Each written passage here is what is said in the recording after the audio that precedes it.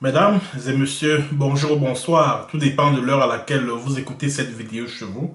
Je m'appelle Michel Biemton, journaliste web camerounais, et merci de faire confiance à cette chaîne YouTube de l'engagement sociopolitique. Bienvenue à cette causerie citoyenne sur l'actualité camerounaise et africaine. Bienvenue à la chronique de MBT. Mesdames et messieurs.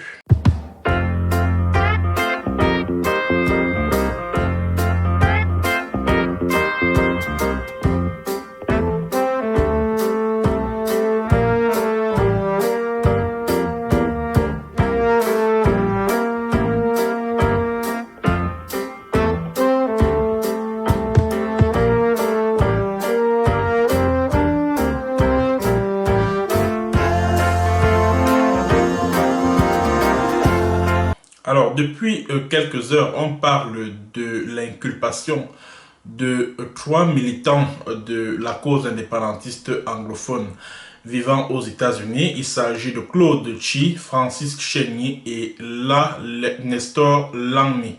Ces derniers ont été inculpés par la justice américaine pour avoir levé des fonds destinés à financer la lutte armée du peuple anglophone du Southern Cameroun. Alors, ce que je vais dire de prime abord est qu'il n'y a aucune affaire, je dis bien aucune affaire judiciaire entre la justice américaine ou, si vous voulez, le ministère public américain et des militants ambazoniens ou, si vous voulez, des militants indépendantistes anglophones. Il n'y en a aucune. C'est le pouvoir de Yaoundé qui a fabriqué un certain nombre de chefs d'accusation, les a bétonnés dans un dossier pour transmettre à l'avocat débrouillard et brouillon, maître Emmanuel Nsalai, un avocat recruté par le régime voyou de Yaoundé pour engager des poursuites judiciaires contre des militants indépendantistes anglophones qui sont basés aux États-Unis. C'est donc une affaire qui oppose le gouvernement camerounais aux ambazoniens basés aux États-Unis. Ce n'est pas la justice américaine qui les poursuit, c'est bel et bien le pouvoir de Yaoundé qui les poursuit. Ça, c'est la première chose. Deuxième chose, cette procédure dont se vante le pouvoir criminel et sauvage de Yaoundé n'aboutira à rien du tout. Souvenez-vous que c'est de cette même manière que les affidés du régime de Biya jubilaient en janvier 2019 lorsqu'ils avaient annoncé que non, voilà, le FBI est en train de traquer Tapang Aivo, le FBI va bientôt arrêter, je sais pas moi, Eric Tato, le FBI est aux trousses de Chris Ano, etc., etc. Aujourd'hui, où en sommes-nous? Est-ce que Baristan Salai, cet avocat-là qui a été recruté par le régime pervers de Biya, peut dire aux Camerounais et à ses commanditaires où sont passées les procédures qui ont été intentées contre Tapang Aivo, contre Eric Tato, contre Chris Ano, contre Edith Ngang, plus connu sous le nom de Mangang. Je parle d'une procédure qui a été ouverte l'année dernière, en 2021. Où en est-on avec cette procédure? Où en est-on? Et aujourd'hui, dans l'objectif de manipuler les esprits faibles, on fait croire aux Camerounais que non, voilà, la justice américaine est en train de traquer des terroristes qui finançaient le terrorisme à partir des États-Unis. C'est faux! La justice américaine n'a aucun problème avec les indépendantistes anglophones qui sont basés sur leur territoire. La preuve en est que Ambazonian Foundation est bel et bien basée aux États-Unis. C'est-à-dire que c'est une association qui est bel et bien enregistré au niveau des États-Unis et qui continue d'ailleurs à lever des fonds pour financer la résistance du peuple anglophone du Southern Cameroon. Ça, c'est d'un. De deux, la loi américaine autorise l'usage d'une arme à feu pour la légitime défense. Rien n'interdit à un citoyen américain de s'acheter ou de se procurer une arme pour se défendre contre le terrorisme d'État.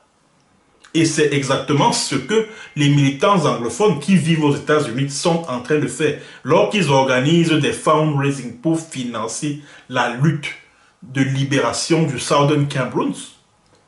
C'est de ça qu'il s'agit. C'est de ça qu'il s'agit. Que Baristan Salai, cet avocat débrouillard-là, nous dise où sont passées les précédentes procédures. Que le pouvoir de Yaoundé qui commandite, qui tire les ficelles de ces procès à la con, nous dise combien de procès ont déjà été gagnés. Combien cet avocat qu'on appelle Emmanuel Nsalai, combien de procédures contre les militants ambazoniens aux États-Unis est-ce qu'il a déjà gagné? Combien de procès est-ce qu'il a déjà gagné contre les ambazoniens? Aucun, même pas un seul. Depuis bientôt, depuis bientôt 4 ans.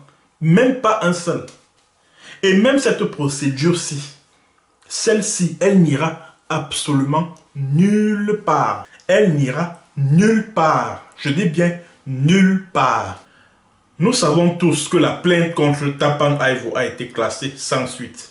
Contre Eric Tato, sans suite. Contre Chris Ano, sans suite. Celle-ci aussi, cette affaire-ci, va être classée sans suite.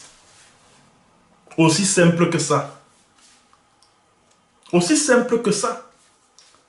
Attends, donc vous pensez qu'il y a quelque chose de nouveau là-dedans? Qu'est-ce qu'il y a de nouveau? Il n'y a absolument rien de nouveau.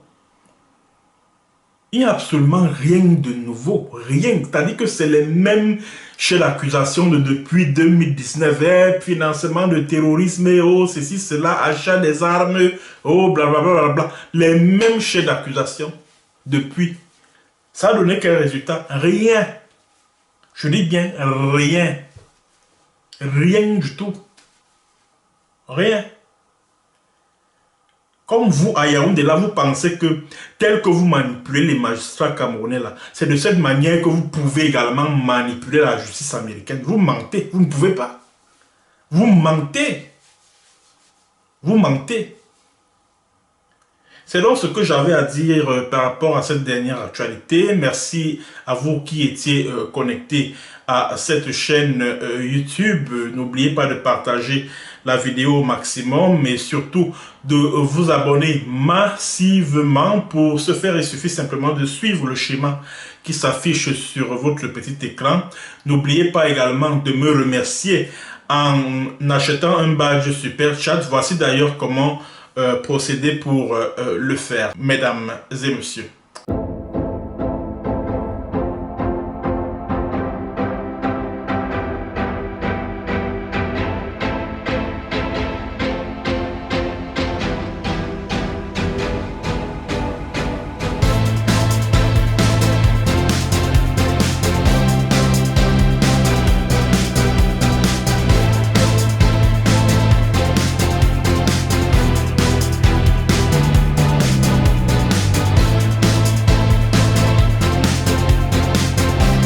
À bientôt pour une autre séance et sur un autre thème.